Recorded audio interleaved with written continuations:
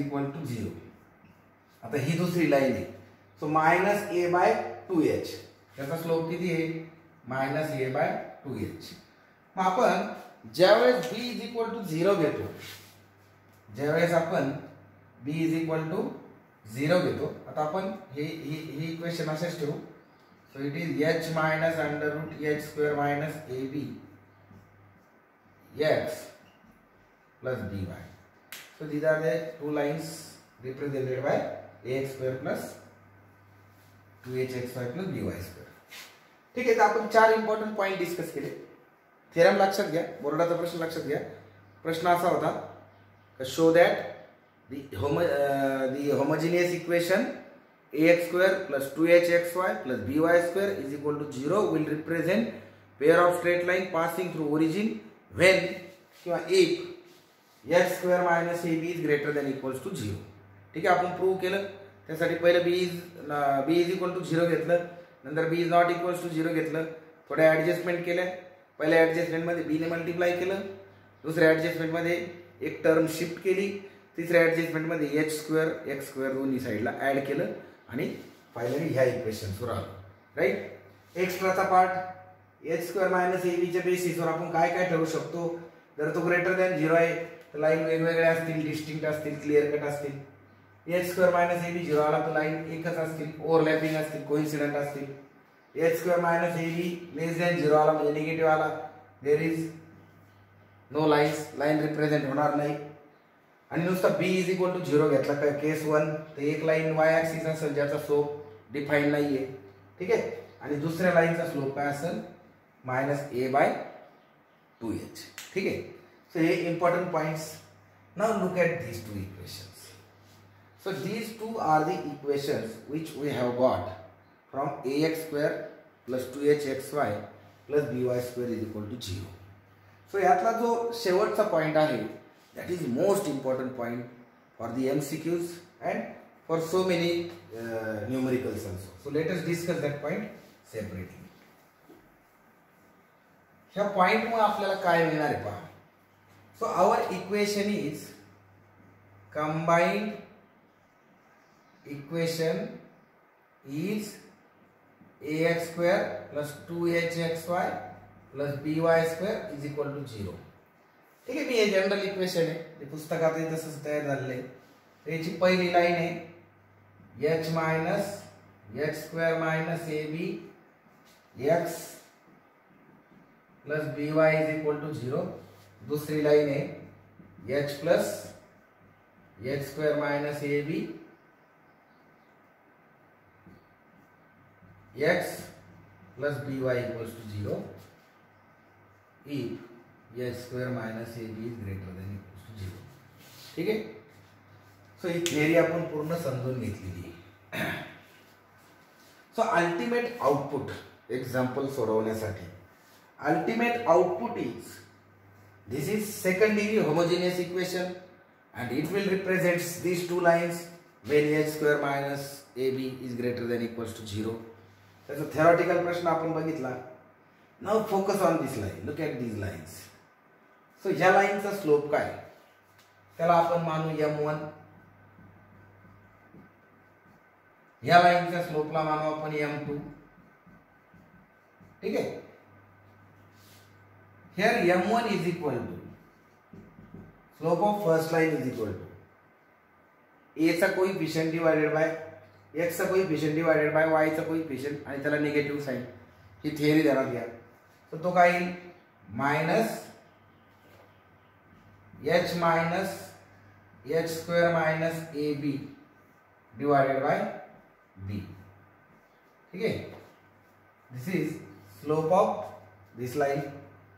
तसाच m2 again minus h plus square root h square minus ab divided by b. ठीक आहे. हा त्याचा कोएफिशिएंट, हा त्याचा स्लोप. ठीक आहे. So ax square plus 2hxy plus by square ही लाइन, ही कंबाइंड इक्वेशन दोन स्ट्रेट लाइन देणार आहे which are passing through origin. आणि त्या लाईनचे स्लोप असतील m1 is equal to this m2 is equal to this. आता ह्या फॉर्म्युल्यामध्ये किमती टाकून you can always find out m1 m2. पण आपल्याला जे तयार करायचं आहे, जो मसाला तयार करायचा आहे टू सॉल्व द प्रॉब्लेम, तो काय का. सो पहिला आपण पाहू. आता इथं टॉपिक आहे सम अँड प्रोडक्ट ऑफ स्लोप असा सिंपल. सो पहिला सम ऑफ स्लोप पाहू. तर दोघांची मी बेरीज केली, देअरफॉर m1 प्लस m2, तर काय येणार आहे पहा, हा minus h minus under root h square minus ab.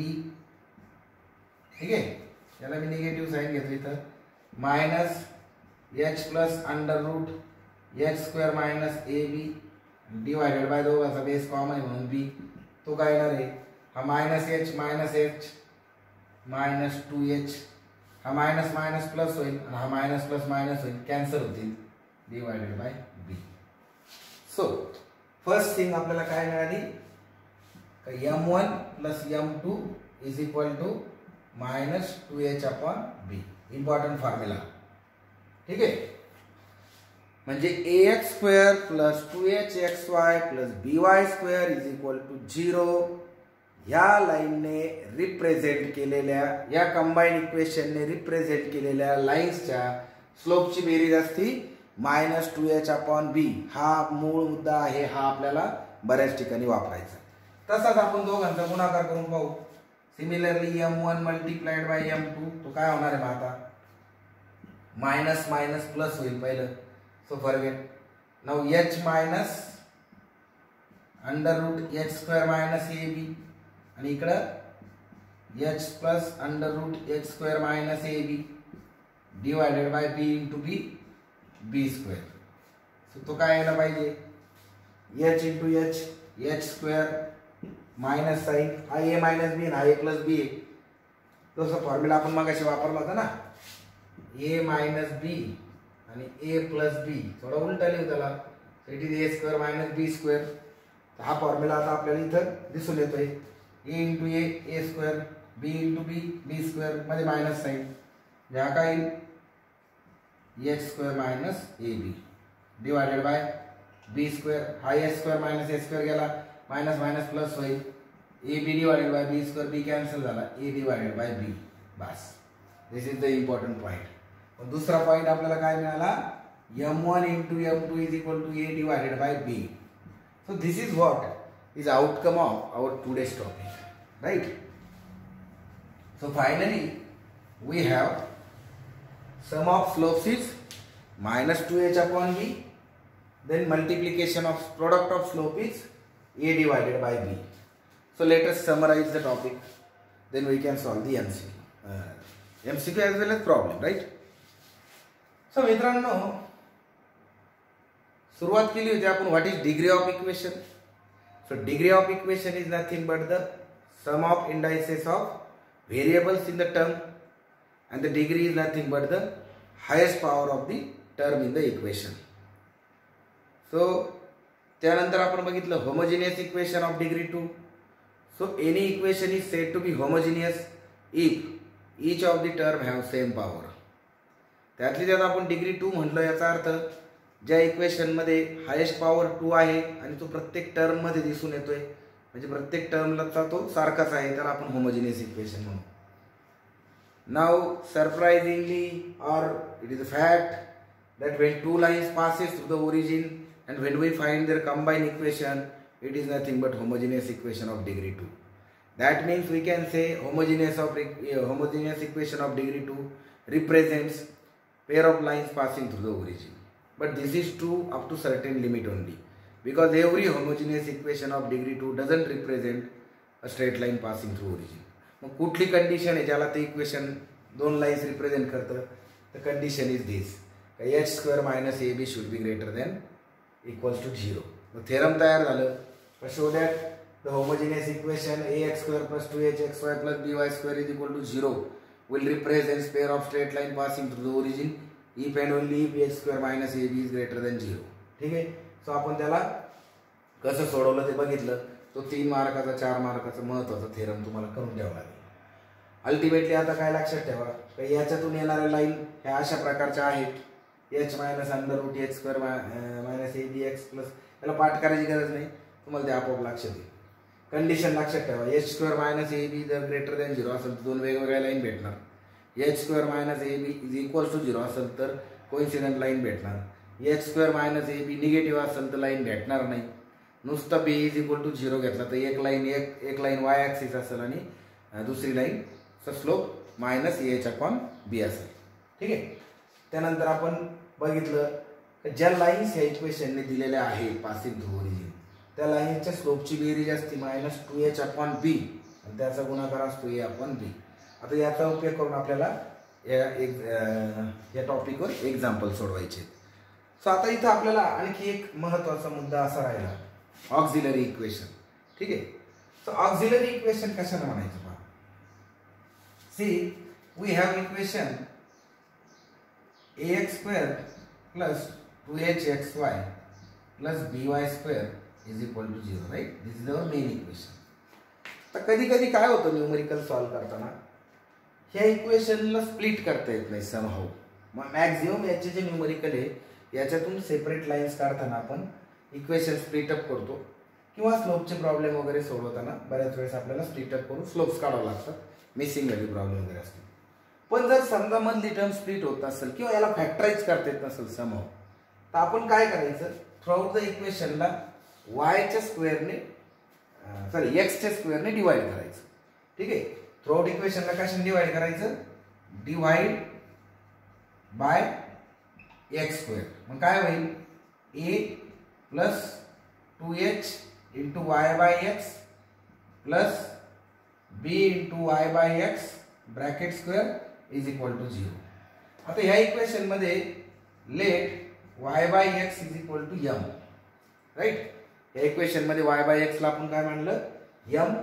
Then equation becomes bm² plus 2hm plus a equals to 0.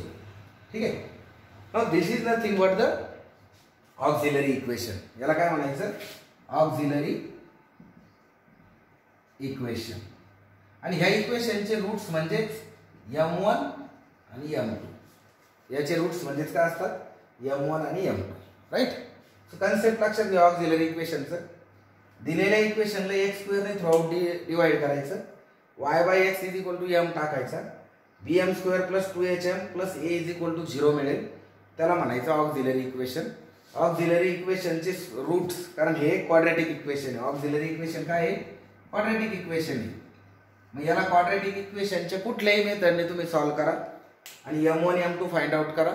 m1 m2 म्हणजेच तुमचे हे स्लोप्स, म्हणजे ax² plus 2hxy plus by² ने दिलेल्या लाईनचे स्लोप, ते स्लोप मिळाले की तुम्ही लाईन फाइंड आउट करू शकता.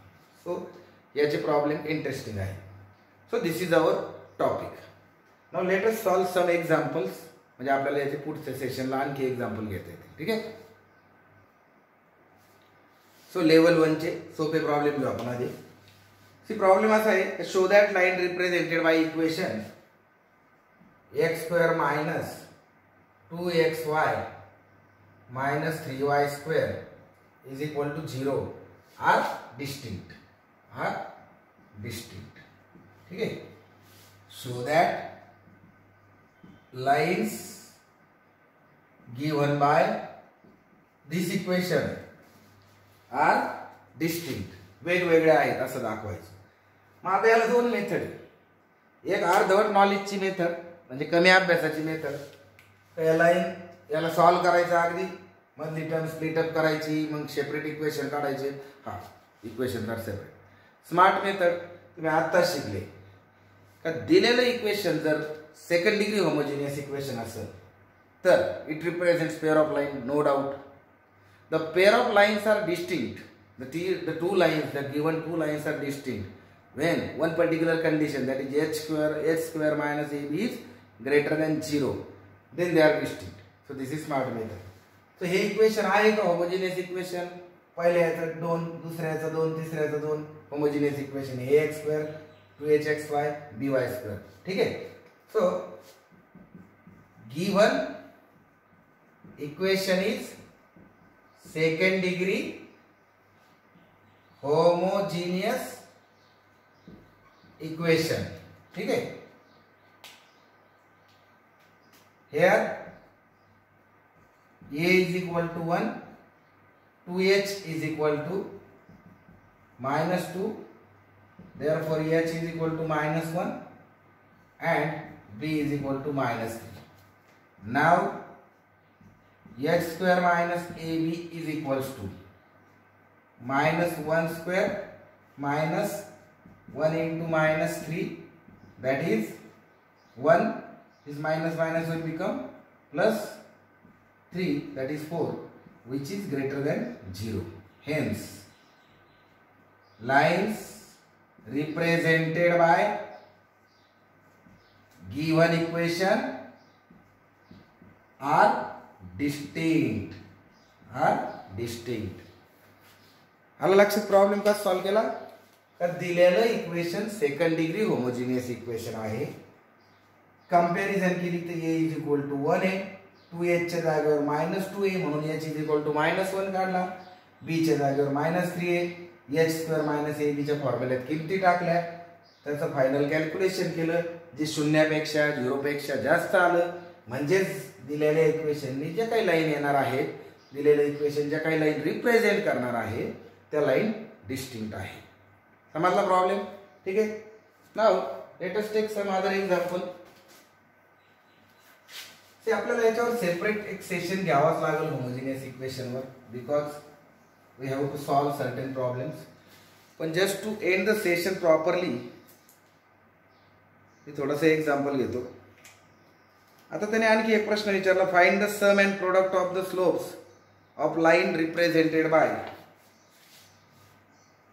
x square plus 4xy minus 7y square is equal to 0. त्याने सांगितलं का ह्या equation, this is again second degree homogeneous equation, याच्यामध्ये m1 plus m2 is equal to किती? m1 m2 is equal to किती? झोपी गेलेल्यांना मी सावध करतो, m1 आणि m2 म्हणजे या लाईन मधून, या जॉइंट इक्वेशन मधून ज्या दोन लाईन निघणार आहेत त्या दोन लाईनचे स्लोप आहेत. ठीक आहे, त्याला म्हणायचं m1 आणि m2. आता we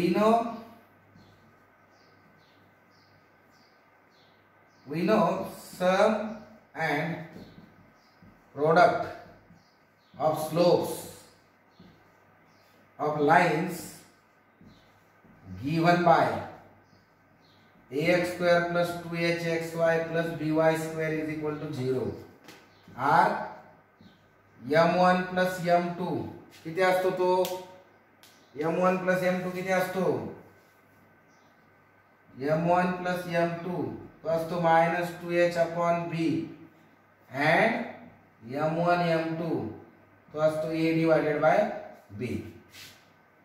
So here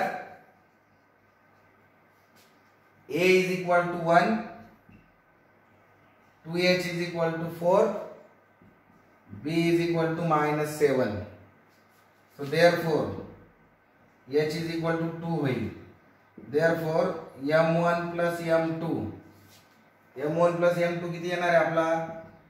-2h upon b म्हणजे -4 b किती आहे? -7. So it is 4/7. ठीक आहे. Sum of the slope is 4/7 and m1 m2 दोघांचा गुणाकार किती येईल? a divided by b म्हणजे -1/7. ठीक आहे. So this is very simple problem. Memory base होता. तुम्हाला स्लोपचं रिलेशन आठवलं तर तुम्ही प्रॉब्लेम सॉल्व्ह करू शकत होता. राईट. सो आता याच्यावर एक्सरसाइज मध्ये काय दिलेलं आहे ते एकदा आपण बघू. सी मित्रांनो, आता हा टॉपिक अगदी सुटसुटीत पद्धतीने आपण घेतलाय. You have to only solve the problems. ठीक आहे. आता आणखी एक प्रॉब्लेम आहे. तुमच्या एक्सरसाइज तुम्हाला सोडवता यावी म्हणून मला तो घ्यावा लागेल. सपोज प्रॉब्लेमची स्टेटमेंट काय पहा. Find the value of K if 2x plus y is equal to 0. आपण स्टेटमेंट लिहू. Find value of K if 2x plus y is equal to 0 is one of the lines represented by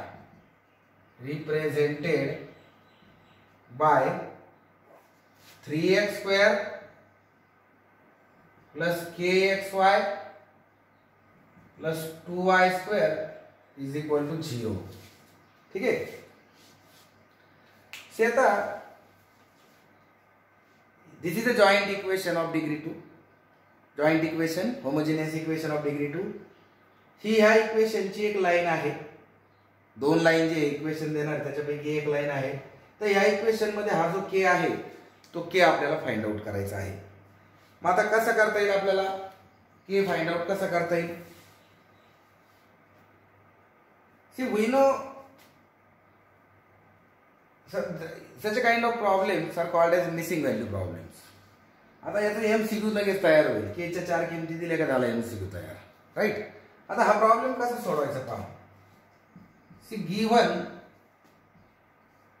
joint equation is 3x square plus kxy plus 2y square is equal to 0. Let's divide